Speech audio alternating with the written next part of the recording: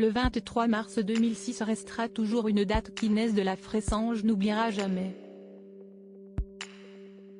Pour cause, c'est lors de cette journée que l'ancienne mannequin avait appris la mort de son premier époux, Luigi D'Urso. Un homme d'affaires italien qu'elle avait épousé en 1990 et avec qui elle a accueilli 2 filles, Nine et Violette. Pour rappel, le père de famille, qui avait seulement 55 ans à l'époque, avait été retrouvé mort dans son appartement parisien. En ce qui concerne les causes de son décès, il a été indiqué à l'époque que Luigi D'Urso s'est éteint des suites d'une crise cardiaque survenue ce jour-là. Aucune autre information n'a ensuite été dévoilée sur le sujet.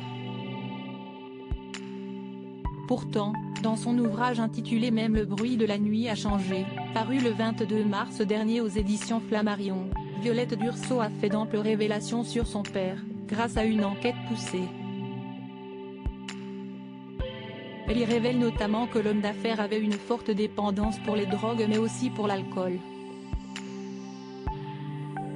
Un mode de vie tragique, rempli d'excès, qui pourrait expliquer ce décès si soudain.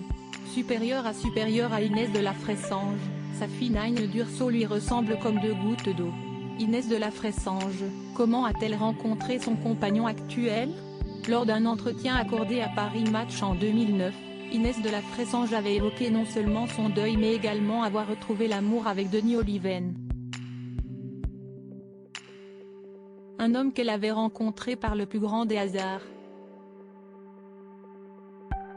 Il était venu skier avec ses 3 fils. Nous sommes devenus amis et mes filles se sont super bien entendues avec ses fils, s'était-elle souvenue. Pourtant, alors qu'elle était encore endeuillée, cette dernière a cependant vu en cet homme tout ce dont elle rêvait.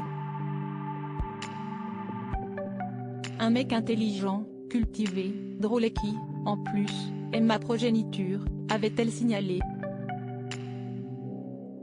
J'ai eu la chance que nos chemins se croisent. Preuve qu'avec Denis Oliven, l'ex-mannequin a, au fur et à mesure des années, trouvé une épaule sur laquelle se reposer. Crédit photo, Rindolph Guirec.